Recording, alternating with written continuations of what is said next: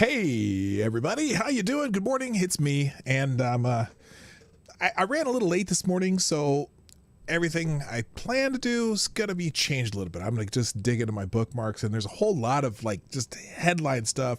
I don't want to get deep into a lot of stories. I just want to get you up to date on a lot of this stuff going on with the election that seems to be going on and on and on, but for good reason.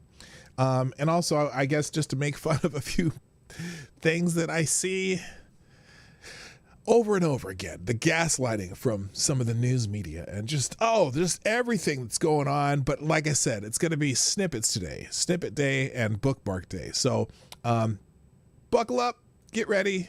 Here's the intro. Ladies and gentlemen, coming to you live from the Lucky Dog studio in a hidden location somewhere in the upper Midwest of the United States of America, it's a brother making his own way, but with all the wrong opinions. Welcome to the Morning Night Live with your host, yours truly, PDawgKnight. Okay, so as I'm stopping the music, just realized that I did not tweet out the show today. That's silly me. So while I'm doing this, I'm going to say hi. It's me, Marty, also known as PDawgKnight on the internet. Welcome to the Morning Night Live, and welcome back to the Dawg Knight Channel. As I'm typing, is streaming live now, on this particular frequency. It is Tuesday, the 8th of December, 2020. Welcome to the show. I hope you had a good Monday. Mine was fair to middling. So well, first of all, I don't think I told you this yesterday, but I was supposed to go and work at midnight last night. The night, not this past night, but the night before. But I thought I was still going in at 10 p.m. the night before, so I was there 2 hours early. Luckily, they had work for me to do, and they still paid me for it and whatever. And then this morning, I had to be there at 10 again. This time, I had to be there at 10, and I went 10, and I just got done. And I get home, and let's see. I'm not going to put this on the other. Am I going to? Yeah, I will put on the other venues. But in between that time, I had to go to the doctor because I'm having some problems with my leg. And I thought, oh my God, I hope it's not a blood clot or some shit like that. But fortunately, not a blood clot, just had to have some antibiotics and stuff. And we're just going to, it's whatever. But it made it so that I couldn't get a whole lot of sleep for this day. And then we got done so late that I really didn't have time to I set up my show last night and had some articles ready, but I just, I've got to play it by ear. Anyway, Gun Fox, you got me on Parler. Good. I will follow you back on Parler. Good to know. But anyway, let's just not worry about my day. I hope you had a good day, and I am going to just get it started. But before I do that, like I do on every morning show, I'm going to say good morning to everybody. So, what happened here? Did my damn thing flipped? Did it? Oh no, I guess not. So anyway, first in the chat today, it looks like it was Keenan today who gets the bell. Good morning, Keenan. Good morning, Stabbing Joe Scarborough. I don't know why I said it like that. I don't know why I said it like that. By the way, one of my favorite shirts on today. Good morning, Stabbing Joe Scarborough, the official spokesmodel for American Knives. Good morning, Uncle Bobbity, who says good morning. Good morning, P-Dog Pound or Dog Pound. Good morning, Jay's PFP. Good morning, Maddie. Good morning, Gun Fox 61 again. Good morning. Mike Savage, Blarg, Donatello Slapfellow, James Colley, Patrice Ripley, Renee Mayette. Good morning also to, I gotta scroll down. You didn't get a notification? Yeah, I don't know how the YouTube notifications work that well, but, hopefully it happens. And if not, follow me on one of those places up there, Twitter, Minds, Gab, or Parler, and I will certainly usually put it out on those platforms too, as you well know. Also, good morning to Donatello Slapfellow. What a great name. Also, Jesse Leon, the one who, Sheograph, Select a Boy. Yeah! Yeah, boy. Good morning also to, let's see, who else is here? Rittenhouse Unit, nice to see you. Welcome. Stargazer Knights, how are you, my dear? It's so nice to have you drop in. I haven't seen you for a while in my neck of the woods. I always see you over on the Lord's channels. Also, good morning to Jonathan Peterson, Howard Welsh. How you doing? Hey, to you back. Cynical Lindsay. And let's see, looks like that's everyone in the chat. You got done with work at 10 o'clock last night. Oh, I started at 10 o'clock last night. Anyway, all right, so the first thing, I was kind of struggling to decide what I was going to use for the name of the stream and the thumbnail and all again. And then I had to watch, I don't even know what the hell I was watching.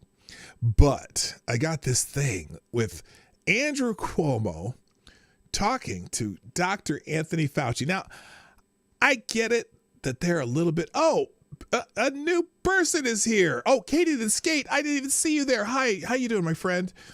And Shiograph, I don't know if I said hi to you or not. Did I? And also Check Your Logic, James Crow. Oh, I skipped a whole bunch of people here. I'm sorry about that. Black Hebrew Israelite. That's right. Okay, I missed a whole bunch of yous. Sorry about that. I must have scrolled too fast. And then also a new person here beyond my purview. Well, I'm excited that you are here. If you like what we do, make sure you hit the subscribe button and click the bell to make sure you get notifications. Although, according to Patrice, you might not get notifications. I don't know. Follow me on those things up there. That'll help too. Also, good morning, TC Ball.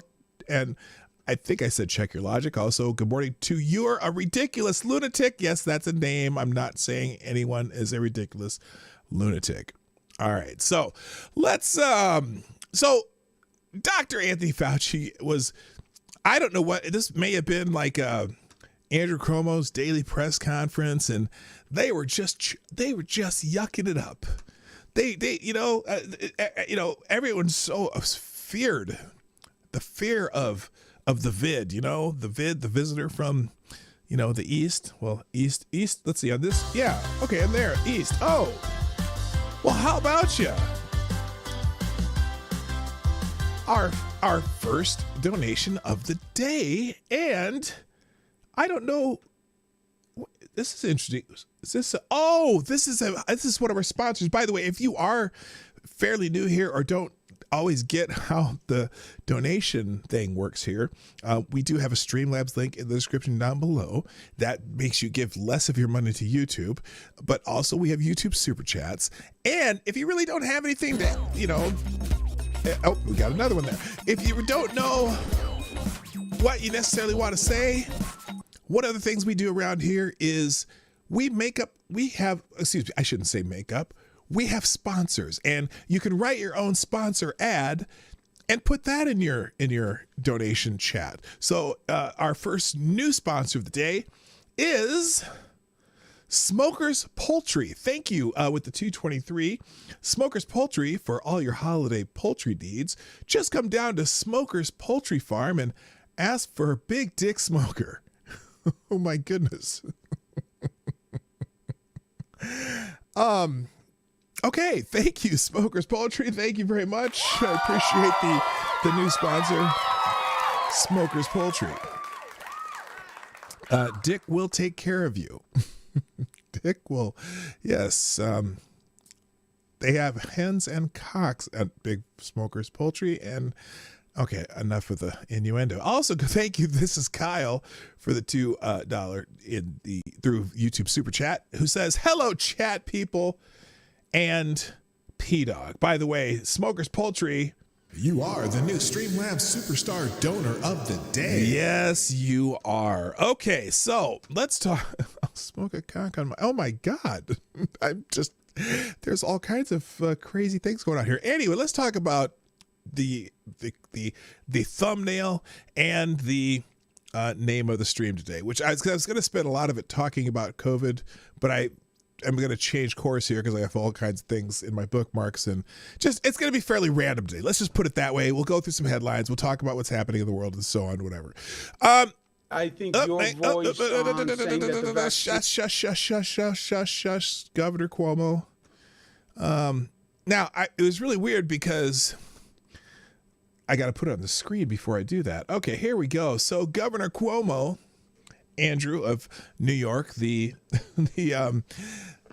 what should we call him? The Prince of Death, if you're over 70, and Dr. Anthony Fauci, the premier expert on infectious diseases in the country, that the man that everybody trusts and thinks his word is gold, except when he's wrong, which is not, it happens now and then, but he's not always wrong. Good morning, Attack Alpaca.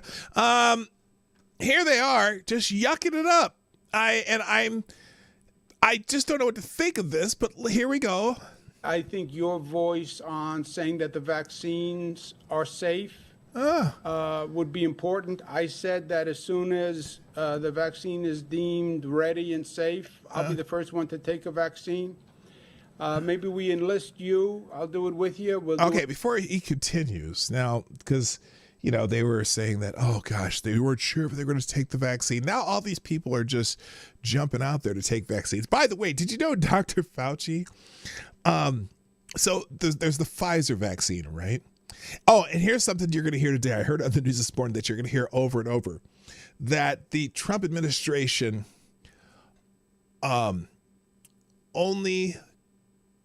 bought or pre-ordered 50 million doses of the Pfizer vaccine, and they passed up a chance to get more. It's so funny because by the way, Pfizer, their first vaccination happened in the UK. Some 90-year-old woman in the UK got that. But anyway, so that's going to be the next talking point. Remember, we were told by the media that Trump, now this is not a quote, but we were told by the media that Trump was nuts to think that we were going to have a vaccine by the end of the year. He was lying. He was lying that we were going to have a vaccine by the end of the year. And lo and behold, we have a vaccine by the end of the year. Because, it's funny.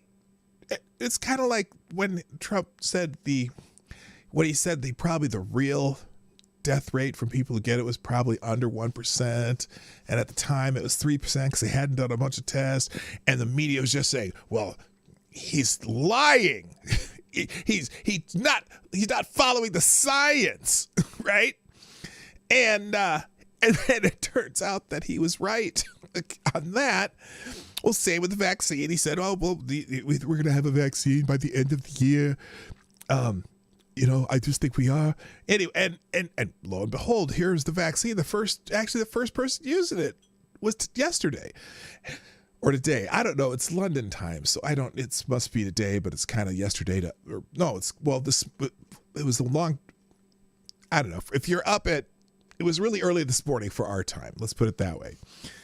So, and then there's all these people skeptical about taking this vaccine. And then all of a sudden you get that little thing about Bill Clinton, George W. Bush, and Barack Obama all in a nice huggy, kissy picture together talking about how, well, they're going to take the vaccine and just to be a good example. And I was like, as if you weren't going to take it, you jackasses. Anyway, so now if Fauci says the vaccine is safe, well, then Cuomo's going to take it. He'll be the first in line. Anyway, I'm going to continue this. Hang on.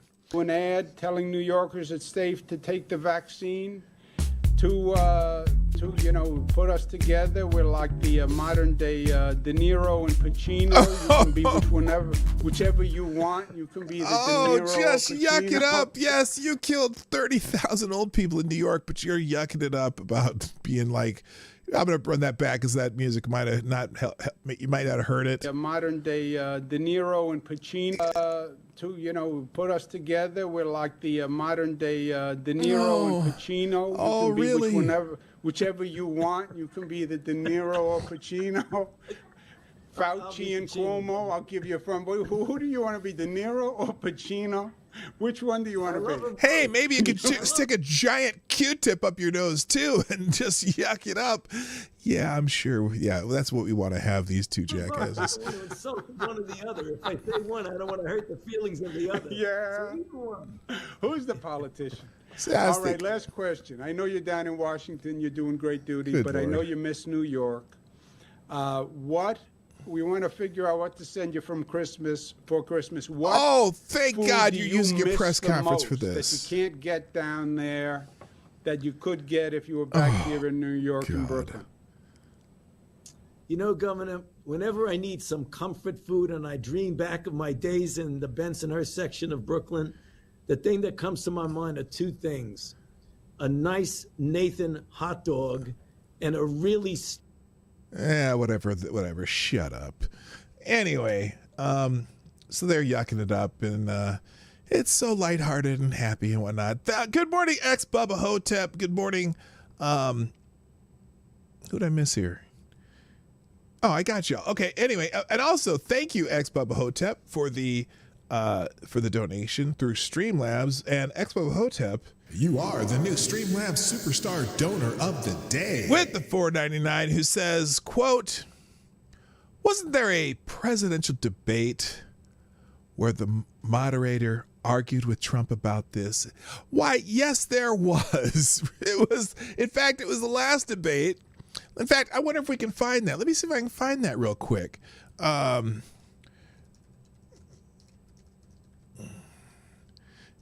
Let's see if we can find that little tidbit here.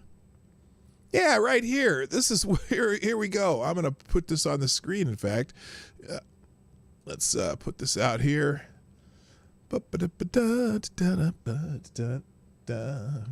Here we go. Here it is. Listen to this. This is new information. You have said a vaccine is coming soon, within weeks now. Your own officials say it could take well into 2021 at the earliest for enough Americans to get vaccinated. And even then, they say the country will be wearing masks and distancing into 2022. Is your timeline realistic?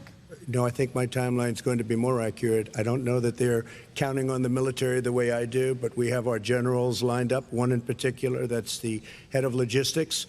And this is a very easy distribution for him. He's ready to go as soon as we have the vaccine. And let's see. And we expect to have 100 million vials. Did you catch that? It's that last time we watched this. We watch Joe Biden while he's talking, because Joe Biden's like, no, we won't. Easy distribution for him. He's ready to go as soon as we have the vaccine. And we expect to have 100 million vials. No, he's shaking as his soon as we have the no, vaccine, he won't. He's ready to go. Hey, NBC. Yeah, and as far as that moderator. Oh, fail. Because, we do have a vaccine coming out. Now, I don't even, regardless of what you think about the vaccines, if you're itching to take it or if you're saying, I'm a little skeptical about that shit.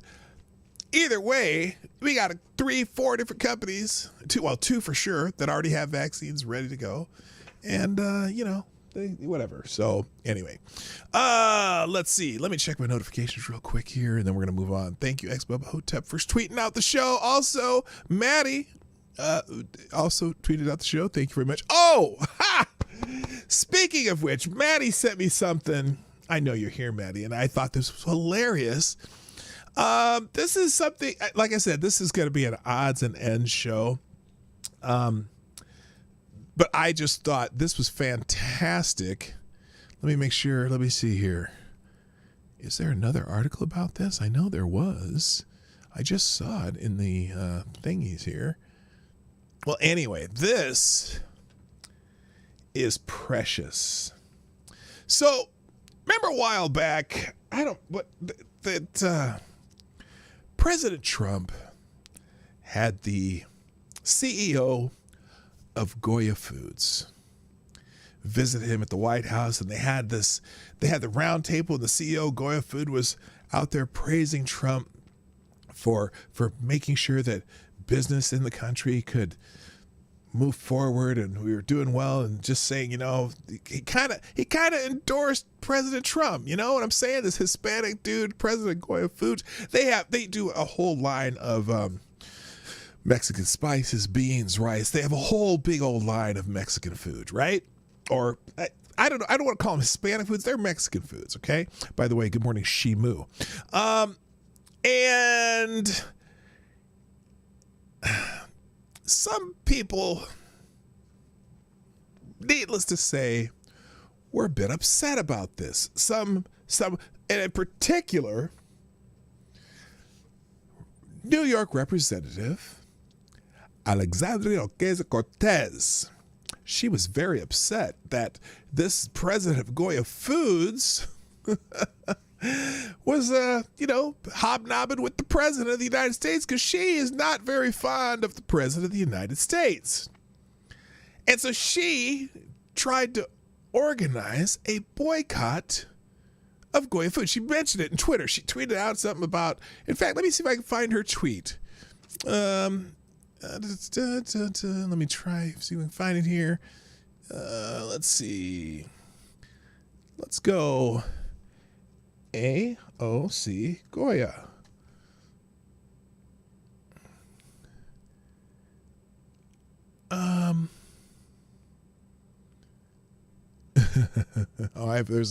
Here's a Daily Wire article too. You know what? Let's do the New York Post article. We'll do the New York Post article because it's this is precious. This is precious.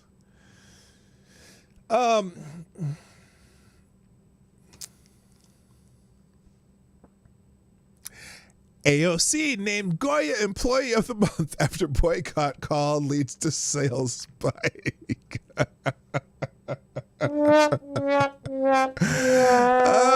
Progressive Representative Alexandria Ocasio-Cortez was named Employee of the Month at Goya Foods after sales spiked following her calls to boycott the company's products, CEO Robert Unanu said Monday.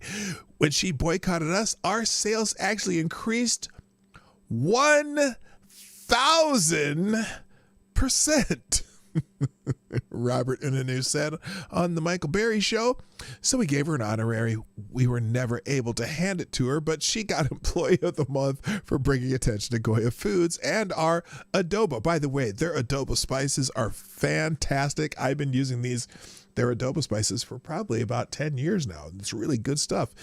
Anyway, Unanu said that the New York Democrats' comments allowed the company to expand its reach to so many new people while holding on to its base of customers. Ocasio-Cortez called for a boycott after Unanu praised President Trump at a White House event in July. We are all truly blessed at the same time to have a leader like President Trump, who is a builder, Unanu said after the president signed an executive order on the White House Hispanic Prosperity Initiative. His comments were too much for Ocasio-Cortez. Oh, look, it's the sound of me Googling how to make your own adobo, tweeted AOC, who is of Puerto Rican descent, referring to one of Goya's popular seasonings. Get yourself friends like these. This tweet wasn't up for 2 minutes when my friend hit me up with the recipe. Their note, the ginger is controversial, but worth it, she added, retweeting a friend's adobo recipe. Anyway, if it were FTG, Thomas Cleaver, what's happening? I am always watching. I'm always looking for you, dude. I am always looking for you. Anyway, I think it's hilarious. Congratulations, Representative Alexandria Ocasio-Cortez, for being Goya Foods Employee of the Month. Rock on. All right, let me check this message real quick. Thank you, Shio.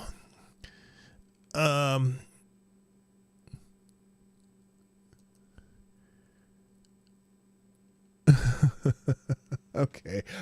This is just funny, so I'll put it on the screen. Without comment, Shio put this up on my screen. Future stars, Topps baseball card. Brandon Puffer, Jung Bong. Cleaver, I don't have a complex. I have no complex, dude. There's no complex. Anyway, hello, Fight for Your Rights also. Anyway, thank you, Shiagraph.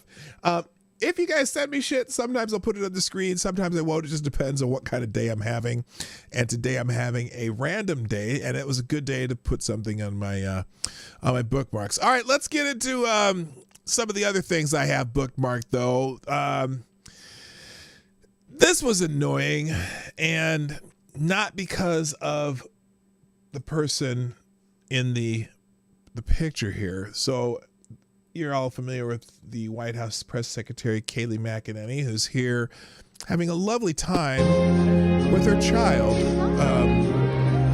and dancing with her child. And she tweeted this out, just that she's there. There are special, unforgettable moments in life. Here, I'll turn this down a little bit. That's really loud. So this is a song from Frozen that the Marine Band was playing. And so there are special, unforgettable moments in life. Dancing with Baby Blake as the incredible Marine Band played Frozen is one of them. And so just a nice, touching moment.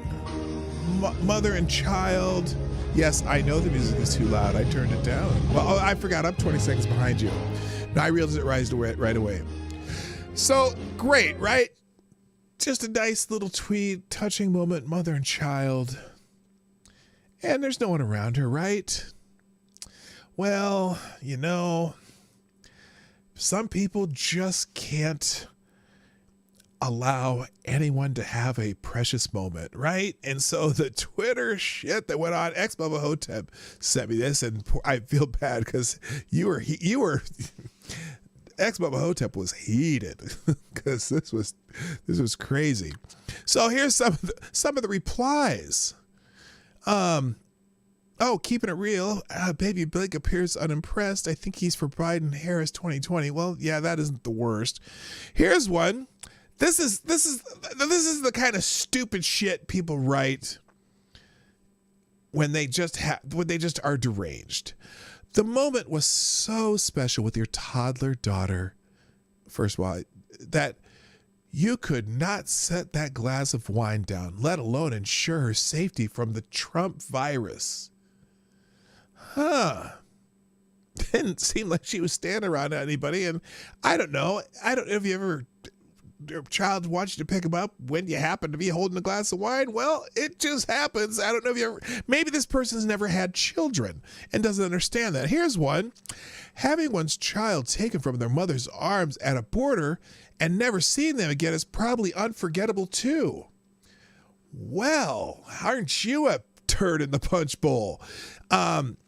Maybe if you try crossing the border legally, that shit wouldn't happen.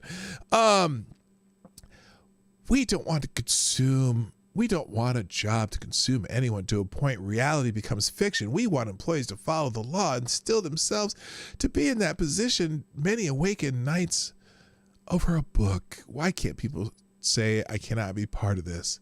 I have a mind. Well, maybe she is, oh, that's dancing with her baby doesn't make her a good person. Think of the babies in cages and separated from parents. You dumbass. There are no babies in cages. It's just the same old shit. Anyway, but it's just, how many, it was like, how many comments did this have? This tweet have 3,800 comments, and mostly people just hating. I mean, and you just think, do you ever have a time when you just say, oh, she's human? Good morning, Green Badger Outdoors. Good morning, Advocatus Diaboli, the devil's advocate. You're in the house. Okay. Everyone else is wearing a mask. Well, if you want to wear a mask, dumbass. I'm sure. I'm sure hundreds of moms are watching this, wishing they could be dancing in front of that beautiful tree with their kids, but they can't afford a tree or gifts or to go out to events. Thanks for sharing. Well, I'm pretty sure over the last 1,000 years, there's always been somebody who's had hardships. And especially during the Obama administration. Hello, Renovasio. Anyway, enough of this. I'm not even gonna do this anymore. All right, let me get into a couple of the articles. There's a new twist in the saga of the election. This is from a Breitbart article.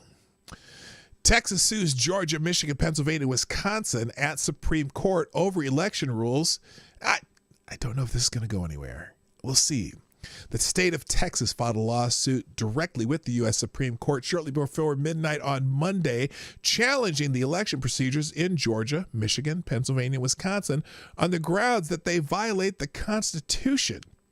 Texas argues that these states violated the Electors Clause of the Constitution because they made changes to voting rules and procedures through the courts or through executive actions, but not through the state legislatures. Additionally, Texas argues that there were differences in voting rules and procedures in different counties within the states, violating the Constitution's Equal Protection Clause. Finally, Texas argues that there were voting irregularities in these states.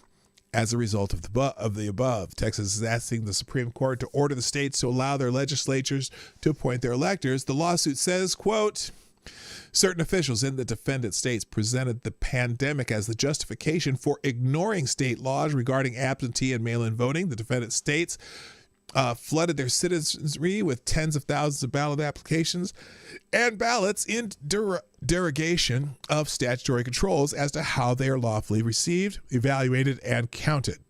Whether well-intentioned or not, these unconstitutional acts had the same uniform effect. They made the 2020 election less secure in the defendant states. Those changes were inconsistent with relevant state laws and were made by non-legislative entities without any consent by the state legislatures. The acts of these officials thus directly violated the Constitution. Now, what's interesting about this to me, as I read this, because I didn't read this part when I saw this yet, what's interesting, in the Constitution, it is the legislatures that determine the electors. And yes, they do it through setting up the vote, but the legislatures still in the Constitution are the ones who decide who the president's going to be, and they use the popular vote process within each state to do that. It's interesting also because one state suing other states to enforce their own actual laws. That's very interesting, because does it damage one state if another state doesn't follow their own laws and their own rules, and does it hurt their citizenry? So I think as far as standing, I think Texas is okay here. I just don't know how they can determine another state does its own elections. Now, the fact that the legislatures did not change those rules, though, in Wisconsin and Pennsylvania, I think it was the courts who did it. In Michigan, I think it was done by the their elections board or whatever. And so it'll be interesting to see where this goes. The case presents a question of law. Did the defendant states violate the Electors Clause by taking non-legislative actions to change the election rules that would govern the appointment of presidential electors?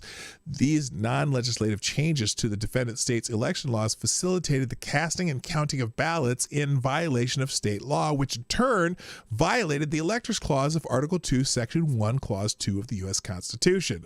By these unlawful acts, the defendant states have not only tainted the integrity of their own citizens' vote, but their actions have also debased the votes of citizens in plaintiff's state and other states that remain loyal to the Constitution.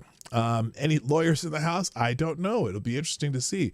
Both court and the governor of Pennsylvania. Yeah, but it wasn't. Definitely not the legislature. Thank you, Gun Fox. So interesting. Texas approached the Supreme Court directly because Article 3 provides that it is the court of first impression on subjects where it has original jurisdiction, such as disputes between two or more states. So they went straight to the court. I'll leave this. They have a copy of the document. This will be one of the articles that'll be on my list today. I'll add it to the comment section, or not the comment section, but the box down below, whatever someone calls it. What do they call it? A dilly-do or dilly, whatever, the thing down there, the description section. I'll put it in the description box after the show, and it'll also be on it will be on the Discord server. Yes, as I choke through my words there.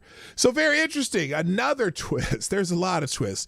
By the way, Mr. Reagan, a channel called Mr. Reagan. If you're familiar with that channel, if you're not, look that up. He has a great video. I haven't really watched the different hearings in the different states, but he put a video of the most compelling testimony in the Michigan legislature when they had the big hearing in Michigan on different voter fraud issues. And holy smokes, it's an hour long, but it's worth the watch because he really takes out the highlights of things that these people are alleging, and they witness. These are witnesses who saw different things happening. And I when you read about it, you go, oh, that sounds terrible. But man, when you hear the people who saw what they saw tell you what they saw, it is very, very compelling. So anyway, good morning, Uncle Bobbity. Good morning, Woodcutter. And good morning, Renee Mayette. How are you doing? Welcome back. By the way, we're at 45 people in the stream, 21 likes. Hit the like button if you like what we're doing. Also, like I said, Streamlabs and Super Chats are down there if you want to do that. And share the stream out, though. That's the big one. Share the stream. Hit that share arrow. Well, it's more like over there. Hit the share arrow. Share the stream out. Or you can retweet on Twitter, Minds, Gab, or Parler. Although today, it's only on Twitter because I was late. Anyway, you watched the entire Michigan Senate hearing. I was pissed that day that there was no news on it. Well, that was my next point. So I keep seeing these.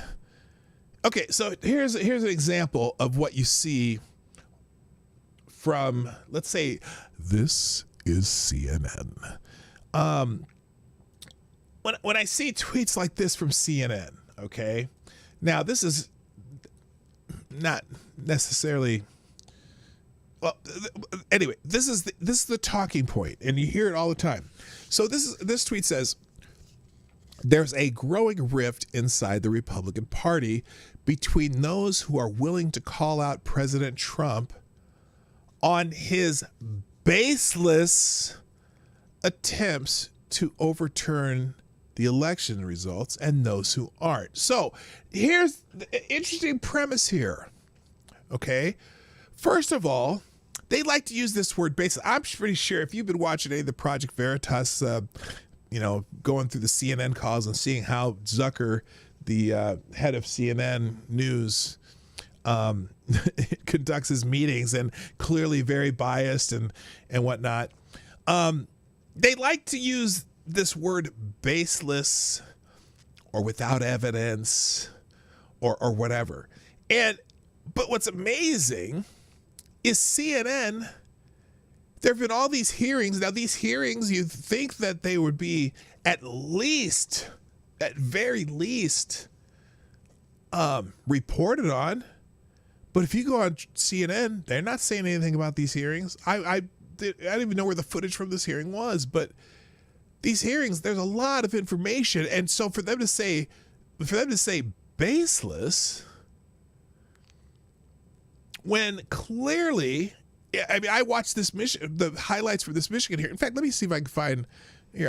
I can put the I'm going to put the link to Mr. Reagan's video in the chat. I'll put it in the here. Let me go in history.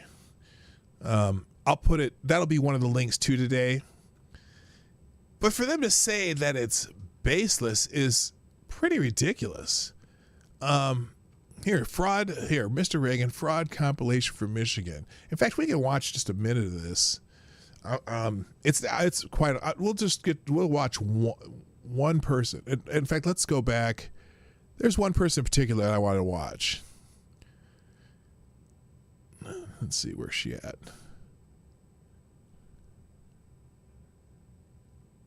Just a second here. Oh, here she is. All right, we're going to watch just one of these. For them to say it's baseless is quite ridiculous. All right, here's one person's testimony from the Mr. Reagan video. Again, this video will be in one of the tabs today when you get when I update the thing down there. Here we go. Next, I have Dr. Linda Lee Tarver, followed by Marilyn Fine, followed by Michael Haynes. Hi, Dr. Tarver. Thank you, welcome to the Senators. committee. Thank you so much. My name is Linda Lee Tarver. I'm a Michigan voter, former Michigan Civil Rights Commissioner, a retired state employee, and a Republican activist. I'm a public servant under 5 secretaries of state, including Richard Austin, Candace Miller, Terry Lynn Land, Ruth Johnson, and I was delighted to retire under the current Secretary of State. Okay, so she's been working in the Secretary, or on behalf of the Secretary of State for 25 years. Real quick, thank you, ex-Baba Hotep.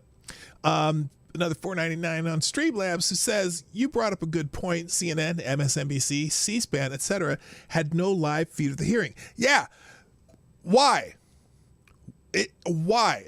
In fact, there have been hearings in several states, and they haven't had any of them. Now, I don't know if C-SPAN showed them on any of the other, because there's C-SPAN 2, C-SPAN 3, but the only places that are actually watching these hearings are OAN, NTD, whatever that is. Some of these internet outlets that are holding the hearings are live. You would think, who made up this? I'll tell you the point later. As they spent 3 years and multiple $1 million on a Rush probe.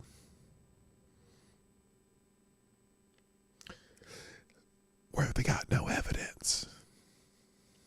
And yet, and did they cover it? Oh, hell yes, they covered it. But why wouldn't they cover this? They have a narrative right now. CNN, MSNBC, the mainstream media, the New York Times, the Washington Post, their narrative is nothing to see here. If we don't cover it, you won't know about it. Well, we're finding out. And why don't they want to cover it? Do they want... It's amazing. Anyway, let's listen to this testimony real quick. We'll just listen to this one. I've been under 7 years under Secretary of State Ruth Johnson. In that role, I was the Community Affairs Director and Election Integrity Liaison. I assisted in preparing cases for referral to Attorney General Bill Schuette to prosecute for voter fraud.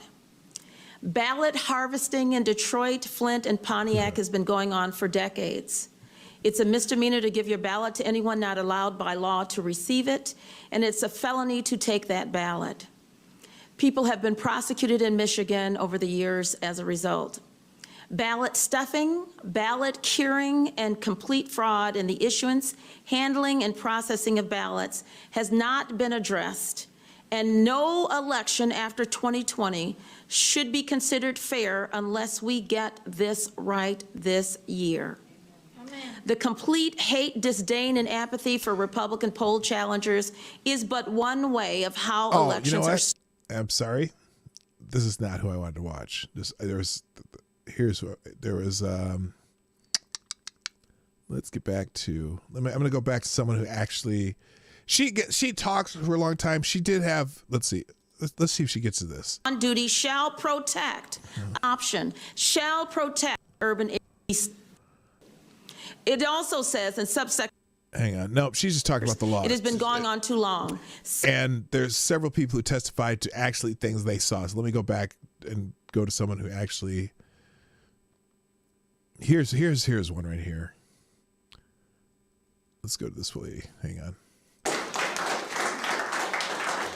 I was at a table which had a full stack of this file which said not in EPB/S, which is poll book or system. They were scanning and manually entering them, and the signatures on those sleeves were exactly alike, like a bar graph. And then they were sequential ballot numbers. They started from 2232, and sequence was something that threw me off. I'm like, how does that happen? It was from Goddard Street in Wayne County. Goddard Street, okay. Yeah, and they all had sequential ballot numbers, and they were being manually fed into the system. There was a group of people who were like agitators who were trying to get... Okay, so I don't know if you caught that. So she said they were going to count absentee ballots. They had stacks of absentee ballots. And when they got them, all the numbers, their ballots have numbers on them. And they were all in sequence. Now, these are supposedly absentee ballots that came in. They're all in sequence. Real quick, thank you, Thomas Cleaver. My goodness, sir. Thank you so much. With the big $20 with a sorry, Miss Jackson. Who says, Merry Christmas, P-Dawg. Hey, well, thank you so much, Thomas Cleaver. Thomas Cleaver, by the way. You are the new Streamlabs Superstar Donor of the Day. And thank you very much for the very Merry Christmas through the Streamlabs. I very much appreciate it. All right. So anyway, here we go. We're going to continue with her real quick. GOP people in trouble. And from my skin color, everybody assumes that I'm a Democrat. And one of the ladies was thinking that let's get these MFs out. And I'm like, MFs who? Like, because she thought I was a Democrat. Then when I pulled out my tag, she looked at me and she's like, you're on the wrong side. Then I noticed that they were going and getting all the white male Republicans out by, just kind of sheer intimidation. But the whole environment was so hostile and condescending. The thing that bothered me was that every time a GOP challenger was being escorted out, all the poll workers, Democrats, and everybody else were cheering. And that was very disappointing because these people were just doing their job. They were not attacking. They were not there with guns. They were just volunteering their time, and they were treated with utmost disrespect. So what was happening is several people testified that they were basically, any of the Republican poll watchers, they were finding excuses to get them thrown out by the police. And then every time they would get one thrown out, they would cheer because they didn't want anyone watching. So, that's go figure on that. Anyway, this one's a good one too. Background in IT and cybersecurity. I was contracted by PDS staffing to work with Dominion voting systems, assisting with IT at the TCF Center. What I witnessed at the TCF Center was complete fraud. The whole 27 hours I was there, there was batches of ballots being ran through the tabulating machines numerous times, being counted 8 to 10 times. I watched this with my own eyes. There was not a single ballot the whole night, the whole 27 hours I was there, that I saw that was for Donald Trump. Not one, not a single ballot. Nick and Samuel, that are permanent employees of Dominion. Nick is a part owner. So Samuel was missing for about 3 hours. When he returned, I said, where were you? He said, I was at the warehouse. I said, where's this warehouse? And I said, is it an Amazon warehouse? I don't know. What kind of warehouse is it, right? And he said, we call it the Chicago warehouse. And I said, okay, so it's in Chicago? Because they're from Colorado.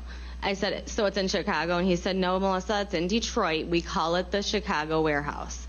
I said, okay, and I just walked away. But there was something very secretive that he was doing. There was also they said a big data loss right before they sent Samuel to this warehouse. What time was that? I believe it was around 2 or 3. Is that on the 3rd or the 4th? The 3rd. So I'm trying to figure out the whole line of everything here. So you were trained to work with the equipment and the tabulators themselves? Correct. And they were going to send you to the Department of Elections? Initially, that is where I was scheduled. Tabulators at the Department of Elections? That's the main question here, huh? Because I was trained on the tabulation and adjudication process, and how many people just came up before me stating that they saw people walking in and out of that Department of Elections with ballots. Okay. As I stated, I was not supposed to even talk about this today, but I'm going to. As they're scanning they have a pile of them. They're putting them through a scanner, and the pile, once it's gone through the scanner, is still fully accessible to the person. Thomas, I did. You are the new gave Thomas Cleaver Superstar Donor of the Day. You were the super. I did hit that. Didn't you hear it? Thomas Cleaver. You are the new Streamlabs Superstar Donor of the Day. I'm going to say it one more time, Thomas Cleaver. You are the new Streamlabs Superstar Donor of the Day. And it's even on the screen. Come on, man. Come on, man. Come on, man. No, I got you, brother. All right. Anyway, let me do one other here that where's the one? There's one that I wanted. There's one other that I wanted to see. Let's go with this guy. This guy was actually pretty good. Basically, here, let's go here. To give us a full forensic audit. So, and then we had a new shipment announcement by Mr. Baxter at 4:30 a.m. on the microphone. He's saying, hey, we're going to have some ballots coming in. So these boxes of ballots were brought in by Mr. Baxter and his team at 4:30 a.m. from the rear of the room of the TCF Center. So approximately, I witnessed them bringing in boxes from the rear end of the room suddenly bringing in more ballots into the room. This is between 4:30 and 5. I estimate around 84 boxes placed on tables in the center of the room. Each box with approximately 600 ballots, totaling to approximately 50,000 ballots, equal to the 2 rounds before. Because we were there from 10 to 1, we did a round about 50,000, and then 1 to about 4, a second round about another 50,000, and then this last round, all you have to know is there's the same amount of ballots from the other 2 rounds. Most volunteers left at 5 a.m. I stayed. At 6 a.m., Mr. Baxter and the management got back on the microphone and yelled, "This is what democracy is supposed to look like." What in front the of hell does everyone that with mean? the new shift. Right after that, the whole room cheered, and you can tell there was not a balancing in the poll workers there, even at that shift. These ballots that were brought in the middle of the night, early morning, whatever you want to call it, where did you see this go to? I'm looking at these numbers here, 84 boxes, 600 each in each box, over 50,000 ballots. Where did these ballots go? They were just processed just like any other round. So they brought in from the back, which... In sleeves, again, mail sleeves? What I mean by that, you know what I'm talking about? The mail banker boxes with sleeves over the banker boxes. The sleeves were removed. They opened up the lids, and they placed them on about 10-foot tables. Yep. There's about 7 of them, and they placed about maybe like a dozen boxes per table, 10-foot tables, banker boxes pulled, with the width, so they can place them out, and the ballots are facing towards you, and they were double stacked, filled to the top. Each bundle is about 50 ballots. So maybe like 150, 300 stacked on top, each box. Did they, after they put them on these 10-foot tables, were workers taking the ballots and then putting them into the machine? Yeah, so that's when Mr. Baxter said, this is what democracy is supposed to look like. Then they came in and took the ballots. The employees took the ballots, took them back to their processing tables, and everyone just did it at once. And most of the Republican workers were gone at that time.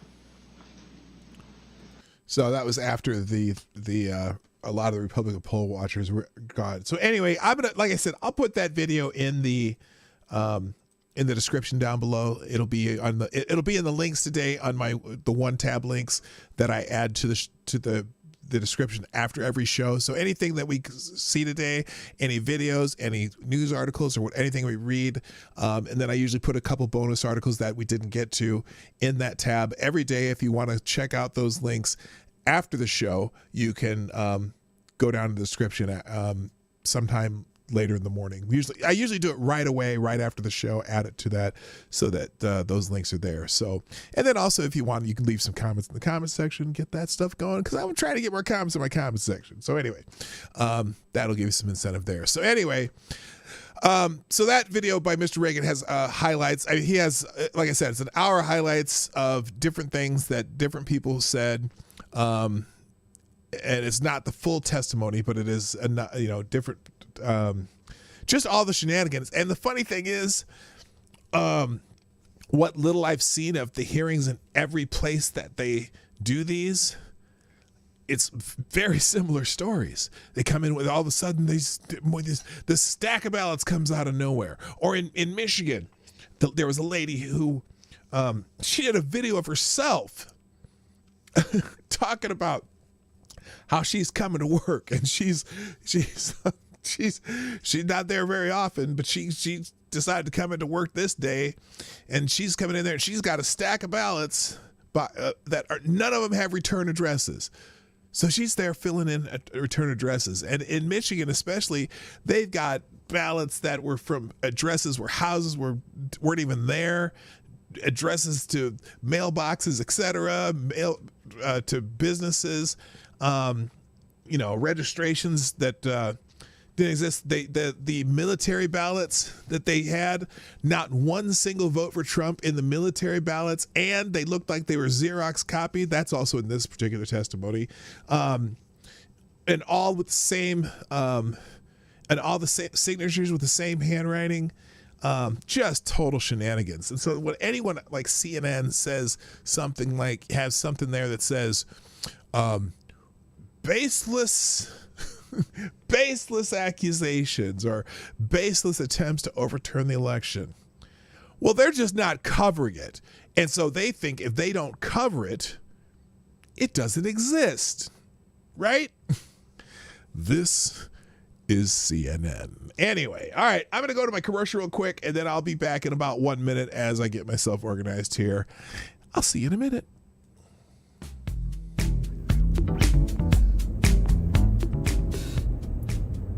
Hey everybody, it's me, Marty. Welcome to the Morning Night Live. I hope you're enjoying the show. The Morning Night Live is sponsored by you, the viewers of the Morning Night Live. Please, if you have a moment, take time to share this stream by hitting that little arrow down below or up here if you're on a mobile. And please hit the like button. I know you like it, you're still here and you're still watching. And finally, if you want to support the show, you can do that through your donations and super chats, which are in the description down below. You can do that at Streamlabs link or at PDawgKnight.live. That every little bit helps. And thank you for watching. Now back to the show. All right, and we're back. So some of the headlines that I just wanted to go through, and I'm not going to necessarily read the articles, but there's a whole bunch of things here. As I said, Texas sues Georgia, Michigan, Pennsylvania, Wisconsin. We already got that one. Also in Georgia and Michigan, federal courts dismiss Sidney Powell's election lawsuits. There's an article by Legal Insurrection that will be in the description later, but each case, the dismissal was based on jurisdiction and pleading standards, but the judges issued dramatic made-for-media declarations such as, quote, "the people have spoken" in Michigan, and, quote, "they want this court to substitute its judgment for the 2.5 million voters who voted for Biden." It was what they said in Georgia. So you're probably going to have to get to higher courts, as in, anyway, Sidney Powell filed 2 federal court lawsuits. The so-called Kraken in Michigan and Georgia. We covered the filing. Sidney Powell releases the Kraken in Georgia and Michigan federal courts. I'll leave that article in the list today, but I'm not going to go through that because I have a whole bunch of other headlines. Gunfox, you have a fantastic day, sir. We'll see you a little bit later. I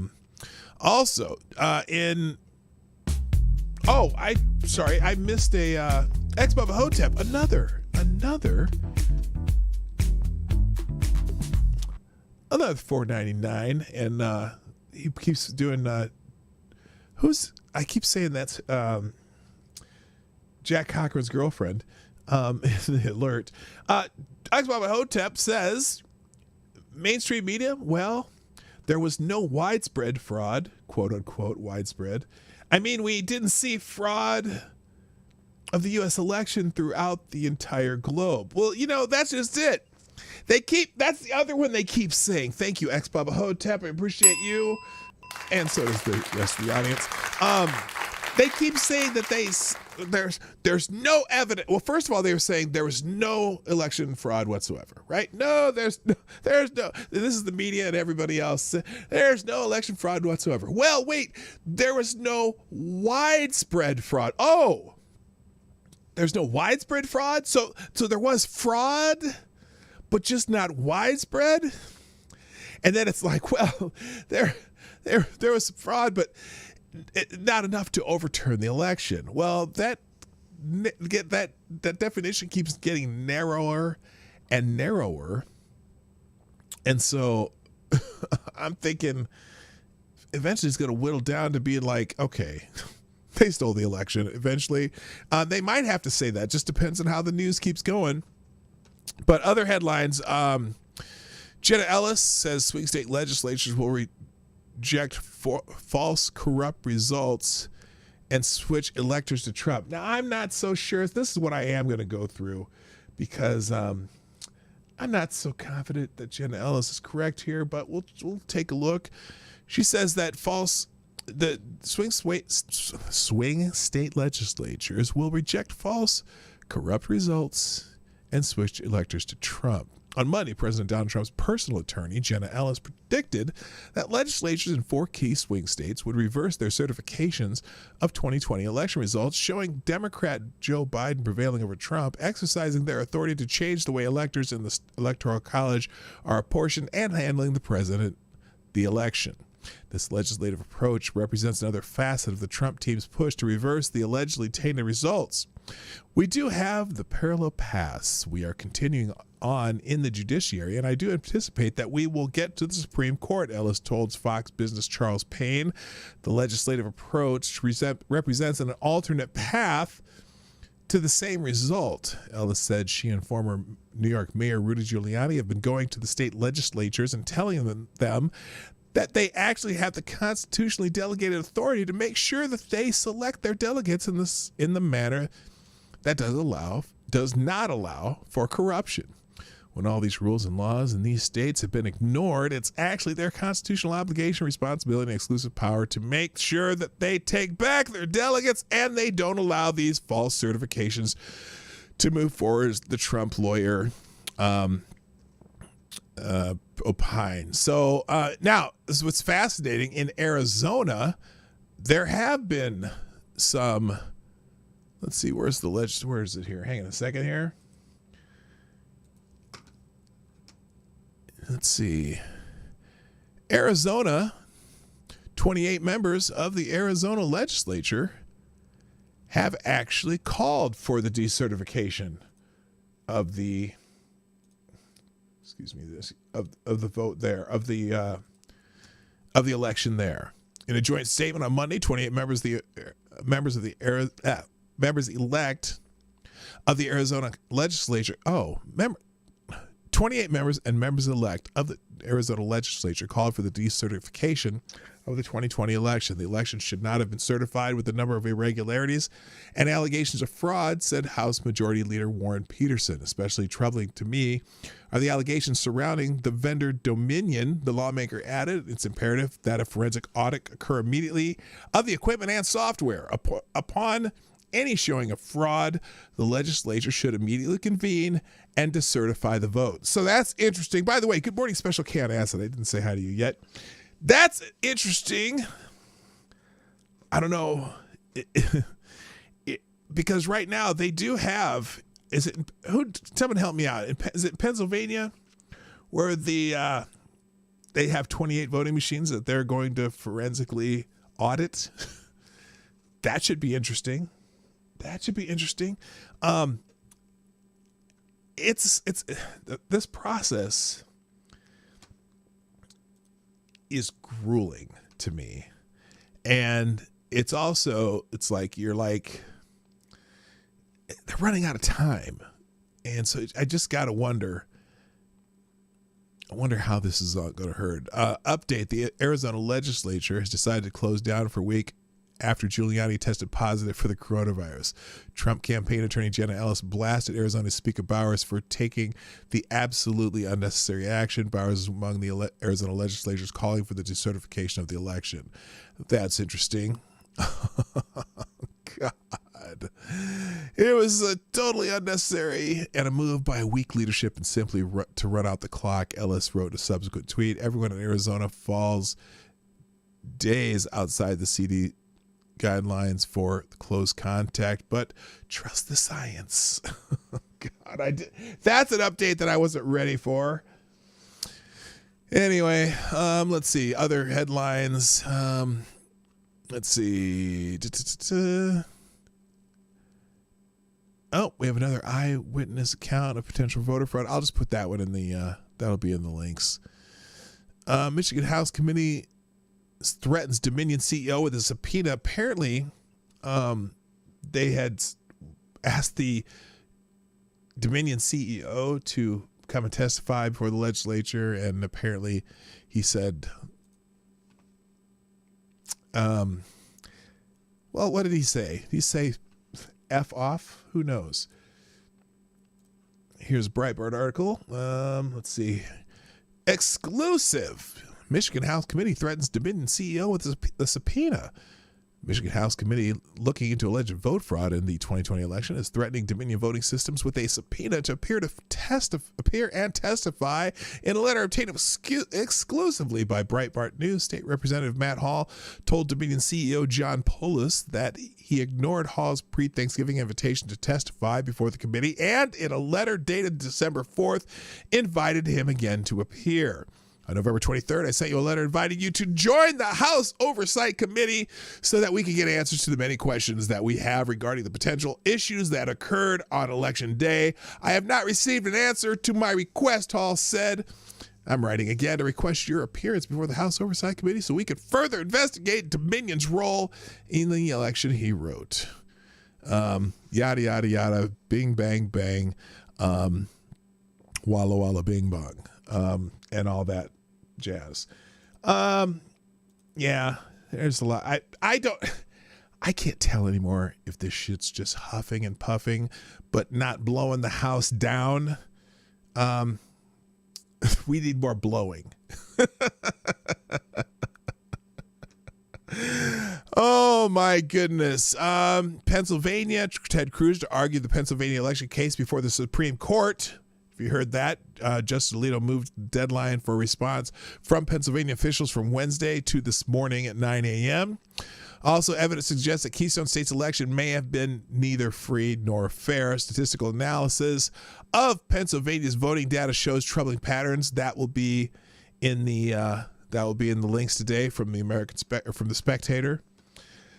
Let's go into something. Oh, let's see. What about in Georgia? Yeah, we already talked about Georgia. Oh, watch. Democratic Georgia Senate chair insisted not one reason to buy Dominion Systems reeks of corruption in 2019. Yeah, they were talking about how the Dominion systems were shit a year ago, and now, oh, not a peep. None of them want to know anything. Let's go back into my bookmarks because that is where things get more interesting. Because I had, what was this? Hang on a second here. We'll go into the bookmarks. Because I was supposed to be a random day, and I'm talking about just the election. There will be plenty of links in the description today if you want to see election stuff. Let's go back to COVID, though. Oh, this is the one I wanted to talk about. So you know how they're bitching about how Trump isn't allowing this transition with the Biden team, even though they released the funds and stuff, but they're saying, oh no, Trump not allowing the Biden team to do certain things and go into certain places and get certain briefings and whatnot it's going to endanger the lives of people who with COVID and the transition and all this other shit. Well, let's talk a little bit about the Obama to Trump transition, shall we? This is a great article from American Greatness because Obama's kind of he's on this book tour, right? He's talking about how, they're all talking about how, the Obama to Trump transition was just smooth and everything and yada, yada, yada. It was so freaking great. Oh, are you kidding me? Lights, yeah. The Obama-Trump transition was more like sedition. Just by someone named Julie Kelly. Bipartisan calls for President Trump to concede the election and work with Joe Biden's transition team grow louder each day. In a joint op-ed, Andrew Card and John Podesta last week urged the president to start handing over the keys to the White House. Wait a minute. Donald Trump is still your president. Anyway, for the quote, for the good of the country and the rest of the world watching, America needs to come together and start a smooth and peaceful transition of power, the pair wrote for the Washington Post, the Washington Compost. A delayed transition and the absence of cooperation between the outgoing and incoming administrations could hinder economic recovery and slow the distribution of a vaccine and, God forbid, put lives at risk.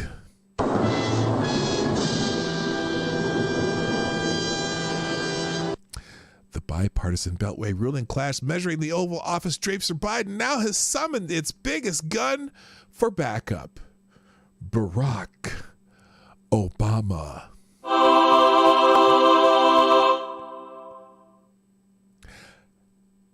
Right on cue, as per his habit, the 44th president is on the scene to torch an already smoldering body politic.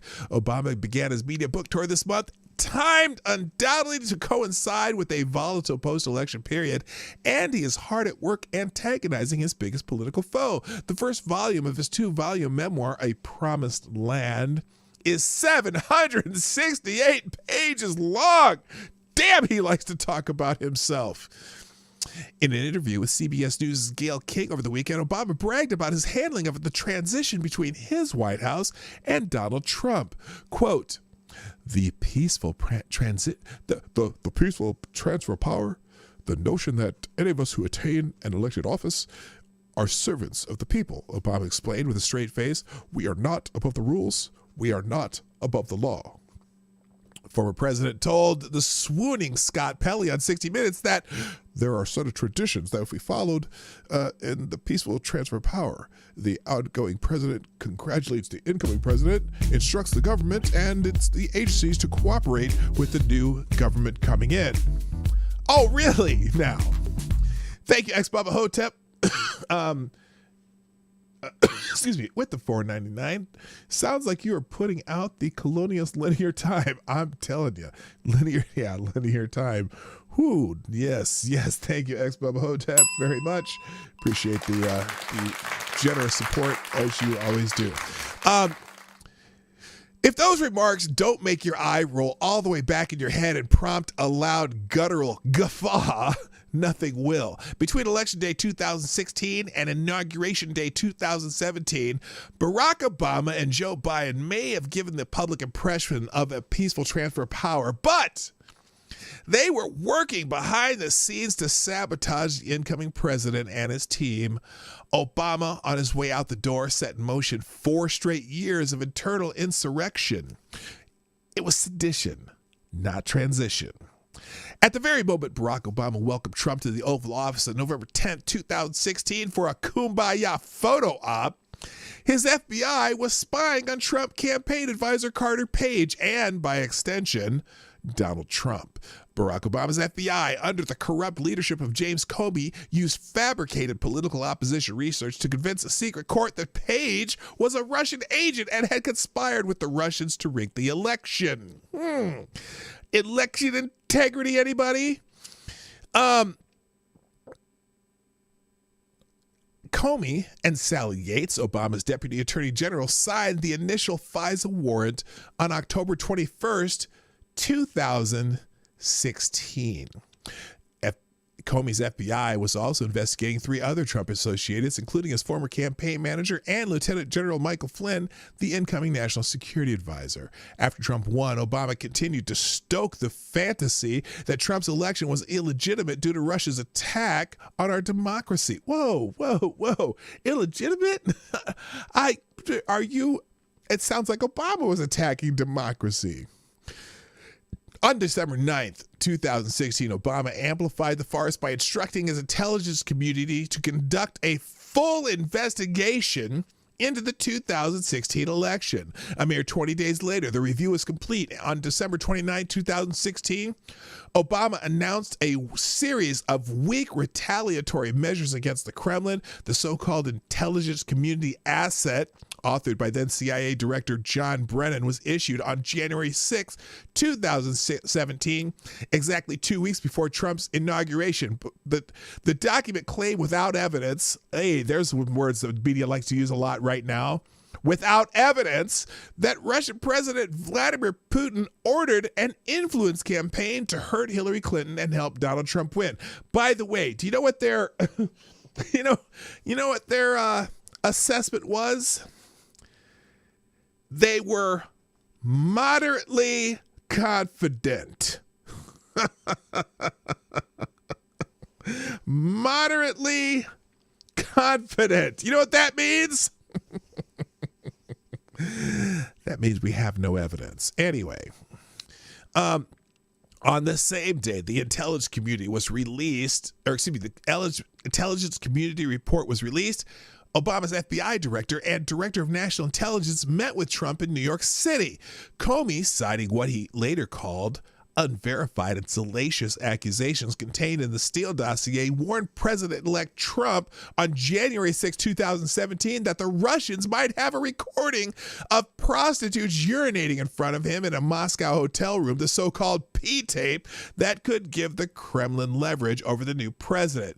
But that weasel move wasn't an instance of Comey going rogue. During an Oval Office meeting the day before, Comey told his boss that he was planning to ambush Trump with the unproven allegation. Joe Biden also attended that infamous January 5th, 2017 briefing. Comey later bragged that Obama, quote, moved his eyes up and down like a Groucho Marx thing in approval. A top Obama official then leaked details about the classified briefing to CNN. Wow, this transition sounds fantastic, doesn't it? Classified documents presented last week to President Obama, and this is the CNN report. Classified documents presented last week to President Obama and President-elect Trump included allegations that Russian operatives claimed to have compromising personal and financial information about Mr. Trump. Oh, but they never remember how they never actually came up with any evidence of any of that? Oh, isn't that special? CNN reported on January 10th, 2017. One high-level administration official told CNN, quote, I have a sense the outgoing administration and intelligence community is setting down the pieces, so this must be investigated seriously and run down. The Trump-Russia collusion hoax concocted by Obama and his allies, promoted by the Trump-hating news media, officially was born. The pretext for the appointment of a special counsel, which happened 4 months later, was planted. The hits kept coming. On January 12th, David Ignatius reported on Flynn's classified phone call with Russian Ambassador Sergei Kislyak. Leasing classified government information is a felony. Flynn, Ignatius suggested, might have violated the never-regarded Logan Act if he undercut U.S. sanctions against Moscow. Ignatius's bombshell ignited another crisis for Trump's transition team, already under full-blown siege from the phony collusion narrative. By the way, the Logan Act. Now, some of those classified notes that people were saying, didn't Peter Strzok, wasn't he taking notes during this? And they just released the copies of his notes. And who was it that suggested the Logan Act? Gosh, that sounds so... Oh, my gosh. Come on, man. I think it was Joe Biden. Oh, God. Isn't that special? Peaceful transition, my ass. They say my foot, but I say my ass. Obama lackeys engaged in other subversive tactics as they cleaned out their desks. Top White House officials, including Biden and Obama's chief of staff, made several requests to unmask Trump aides caught up in surveillance. Clapper testified on January 5th, 2017 to a Senate Armed Service Committee chaired by Trump's arch enemy, the late John McCain, that it was unclear whether Russian hacking changed any votes in the election. Oh, see, if It was unclear whether Russian hacking changed any votes in the election. Clapper's comments, however, were intended to imply they had. Oh, really? Yeah, because have you heard anything about that since? Believe me, if they had a lick of evidence that Russian hacking had changed votes in the election, do you think they might have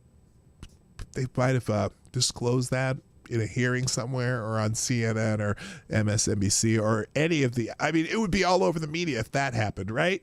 Oh gosh, there was just, I thought Representative Adam Schiff had all that evidence. Anyway, the first renewal of the FISA warrant on Carter Page was signed by Comey and Yates on January 12, 2017. The most powerful government tools designed to catch foreign terrorists were still being used against Team Trump as Trump prepared to run the country. In many ways, the transition of power from a Democratic president to a Republican president never happened. Democratic Party apparatchiks still ruled the administrative state. They attempted to thwart the president at every turn, including trying to get the hell out of, or how many troops they had in Syria. That guy should be court-martialed, by the way. As Lee Smith noted, Obama is the first president since Woodrow Wilson to remain in Washington, D.C. after his term ended. Obama's operation against Trump began before the election, accelerated during the transition period, and continues to this day. Joe Biden doesn't need a formal transition back to power. His people still run Washington, D.C. Biden's BFF, Obama, made sure of it. So anyway, that article will be in the description down below. I'm sure you're thrilled there. All right, let's go back into, I got a couple more. Let's see. There's here, you know what? Good article on how the COVID lockdowns are wreaking havoc on mental health in the United States. This is from CNS. It's from a Gallup poll. Mental health sinks to record low, undoubtedly influenced by the coronavirus pandemic. No, not the pandemic. Our response to the coronavirus pandemic. Americans' latest assessment on their mental health is worse than it has been at any point in the last 2 decades, as Americans continue to suffer the effects of isolation and worries about the coronavirus pandemic, Gallup reported on Monday. The percentage of Americans reporting a positive assessment, good or excellent, of their mental health has never fallen below 81% in any year since Gallup began polling the topic in 2001, until this year, when it recorded a 9-point drop to a record low 76%. The latest weakening in positive ratings from November 5th to 19th poll are undoubtedly influenced by the coronavirus pandemic, which continues to profoundly disrupt people's lives, according to Gallup. Politics and race relations may also have had a negative effect. And the Trump administration repeatedly warned of the negative mental health effects of government-mandated business shutdowns and stay-at-home mandates. A hotline run by the Substance Abuse and Mental Health Services saw 1,000% increase in responses during April as we kept the country closed. White House Press Secretary Kayleigh McEnany warned at a press event earlier this year. So there's just a couple other little tidbits there, but I just wanted to highlight that one, which is sad, man. It's as if we couldn't figure out that was going to be an issue. Speaking of John Brennan, John Brennan, he's an ass.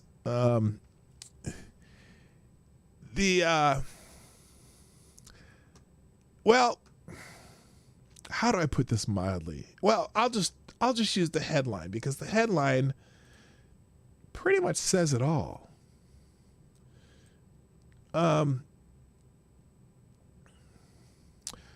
John Brennan is a liar. Former CIA director slammed for saying there was no spying on Donald Trump's campaign. I laugh just because it's crazy. It's crazy talk. Okay, it's crazy talk. Former CIA director John Brennan was characterized as a liar on social media after he gave an interview saying, quote, "There was no spying on the Trump campaign." It's talking to who is he talking to? Chris Wallace. Here he is talking to Chris Wallace. How long is this clip? This is embarrassing if you ask me. The FISA warrant to surveil. Here, let me turn this up a bit. Carter Page and the Inspector General for the FBI said that was improper. The lawyer who took actually some statements from the CIA and doctored them has pled guilty to a crime. What about what seems to be the pretty total discrediting of the Steele dossier? Well, as we have said previously, the Steele dossier was not used in any way to undergird the judgments that came out of the Russian actions in the 2016 election. And so the Steele dossier was something that I never, looked at from a standpoint of you're a lying dog face pony soldier. It wasn't something that the CIA had acquired. Oh shit! And so I think people point to the Steele dossier as this reason why the whole thing was a hoax. No, there was so much other evidence and intelligence to support those judgments. Whoa! Did he say what I think he just said? There was so much what? As this, reason why the whole thing was a hoax. No, there was so much other evidence and intelligence to support those judgments. So I am very comfortable with how the intelligence community came out on that 2016 election. I'm thinking the Mueller report said I got something about else. 40 seconds here, so I'm going to need a quick answer. Trying to find. And then he goes on to say this bullshit. What do you think of Attorney General Barr extending the, as I said, you both accused each other of treason. What do you think of Attorney General Barr extending the Durham investigation into the Obama administration, the FBI, the intelligence community, extending that investigation well into 2021? I think that is fine. I have no problems with it. I do believe that John Durham is going to carry out his responsibilities ably and hopefully not with any type of political influence. I sat down for 8 hours with John Durham and his team answering all his questions. Yeah, and so, you lied for the looking back at 2016, were there some mistakes made in terms of the FISA applications, those types of things? Yes, apparently. Mistakes like changing material facts in or doctoring evidence. That's why Kleinsmith has been indicted with a felony. There were, but that doesn't mean that there was criminal intent, and there was no criminal intent whatsoever. Spying on Donald Trump's campaign. What? And as far as FISA applications, other types of things, yes, apparently there were, but that doesn't mean that there was criminal intent, and there was no spying on Donald Trump's campaign. And it's very clear from Robert Mueller's investigation that there were a lot of activities that I think were very unprincipled, unethical, and it'll be up to individuals in the future to determine whether or not there was any criminal activity that took place during that time. Anyway, so the reaction came after Brennan joined the Fox News Chris Wallace on Sunday and said that, there we go, intelligence agencies under the Obama administration conducted, quote, no spying on Donald Trump's campaign, and he has no issue with U.S. Attorney John Durham continuing to investigate the origins of the FBI's 2016 Russian investigation. I think spying did occur, Attorney General William Barr said in testimony before a Senate panel in April, but the question is whether it was adequately predicated. Hey, Larry. And hard disk fail too, hi. Anyway, it's just more bullshit. Let's see how much time do I got left. I got a couple minutes here. Let me just do one last one. Let's see. By the way, Joe Biden has named Eric Garcetti the mayor of Los Angeles. You know, the guy who, isn't he the one who had dinner at the French Laundry or French Bakery, whatever the hell that restaurant is? Yeah.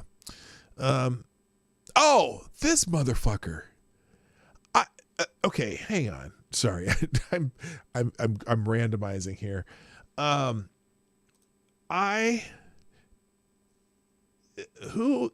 This motherfucker. I hope there's a follow up to this. This man absolutely needs to be fired. I'm just saying. Let's see why isn't that not working here? Hang on a second here. Let me get this to fit on the screen. Because this guy needs to be, well, something in Minecraft. Something needs to happen to this guy in Minecraft. This is so maddening. Just watch. In fact, I'm going to make it full screen just to give you the full effect of this man. Okay? I don't know where this is. I don't know if it's in a mall. I don't know if it's in a church. I don't know where the hell this is. But listen carefully to this little boy and Santa Claus.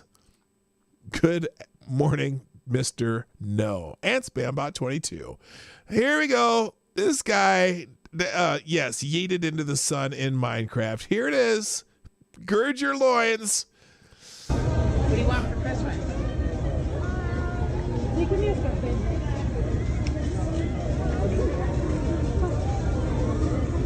don't know. Okay, hang on. So the kid says, mom's coaxed him to talk to Santa. What do you want for Christmas? He's like, I don't know. And he says, I want a Nerf gun.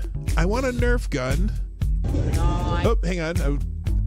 Thank you, X-Bubba Hotep, with another $4.99. And X-Bubba Hotep, you are the new Streamlabs Superstar Donor of the Day. Who says, we weren't spying.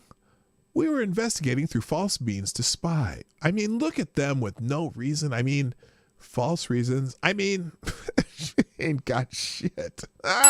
Absolutely. Thank you, X-Bubba Hotep, very much. Okay, let me go back to Santa here. He says, I want a Nerf gun. I think you can barely hear it. I don't know if I can turn it up anymore. Just listen carefully. No guns. And he says, I want a Nerf gun. And Santa says, nope, no gun. What? What'd you say, motherfucker? Wait a minute, hang on.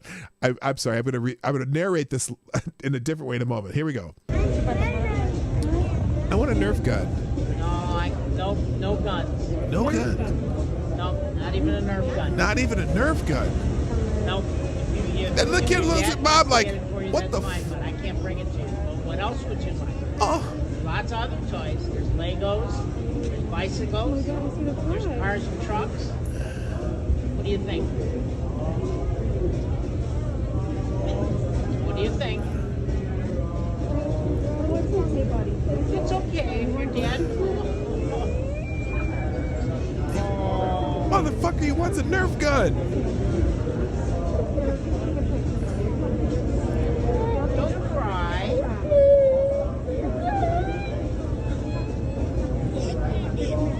Santa, you bastard. Yeah, could you imagine? Yeah, Legos hurt more people than Nerf guns. If you ever step on a fucking Lego, those things hurt like hell. If I was his mom, I'd be like, fuck you, Santa. Now, I'm gonna go back a little bit here.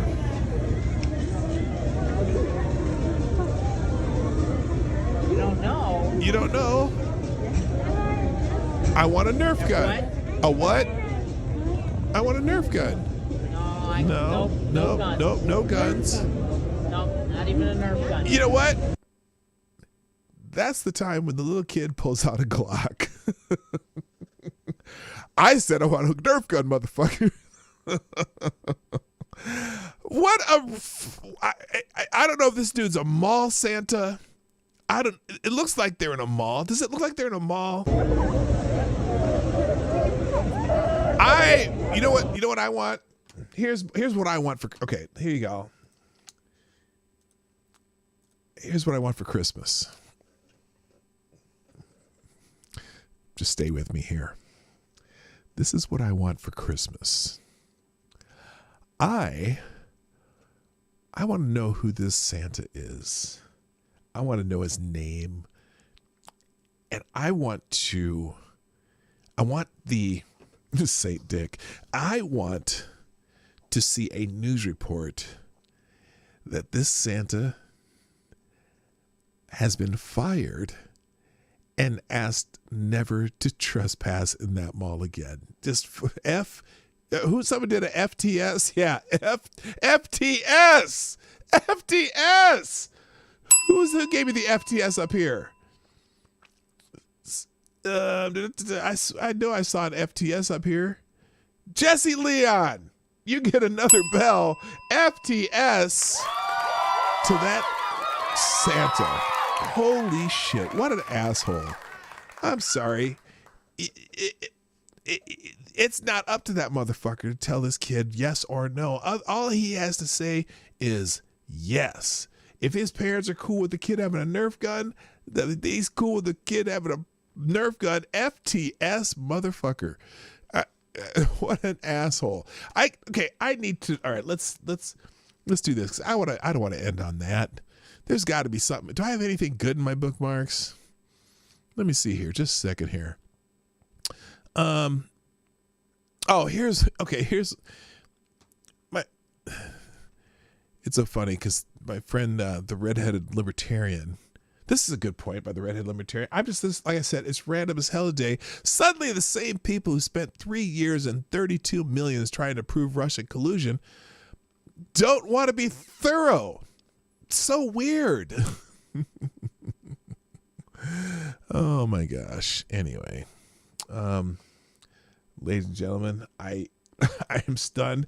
If anyone can find me the article where that Santa got fired, I would be very, very happy. So I got to call it a day, though, because I forgot that I have to make a stop before I go to my next destination, which is less than half an hour away. So, I have to be there in less than half an hour. So I'm going to call it a day. Ladies and gentlemen, thank you so much for being here. Before you even think about hitting anything, any clicks, any going anywhere, hit the like button, that little thumbs up right down here before you go.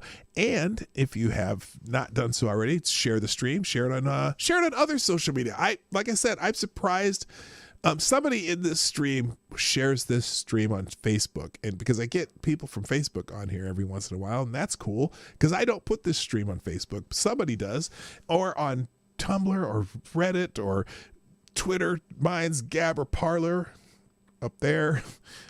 Anywhere you can share it, share this out. And then also thank you for the donations, everybody, today. Expo Hotep, this is Kyle. Smokers Poultry, our new sponsor. And where's Gunfox? And Thomas Cleaver, of course. Thomas Cleaver, the big Jackson. Sorry, Miss Jackson. Ooh, I am for real. Never meant to make your daughter cry. I apologize 1,000,000 times. Anyway, I gotta go. Thank you so much for being here today. Stop back another day. I'm here Monday through Friday, 10 o'clock Eastern, 9 o'clock Central. And that's it. My name is Dawg Knight, and I'm out of here. Bye-bye. Hey, this is PDawgKnight, and thank you for watching today on the PDawgKnight channel. If you have an observation or remark you'd like to make about this video or my channel, I absolutely welcome you to write it in the comments section down below. I really look forward to hearing from you. And before you go, if you like what you saw but you're not already subscribed, please make sure you hit the subscribe button and definitely click that bell that pops up afterward so you'll be notified when I post new videos or when we go live. I broadcast my live show, The Morning Night Live, Monday through Friday at 10 a.m. Eastern, 9 o'clock Central. A special thank you to all the supporters of this channel who share our videos on social media and who make donations through Streamlabs, YouTube, Venmo, and Cashapp, which are all linked in the description down below. Thanks again, and until next time, I'm PDawgKnight, and I'm out of here.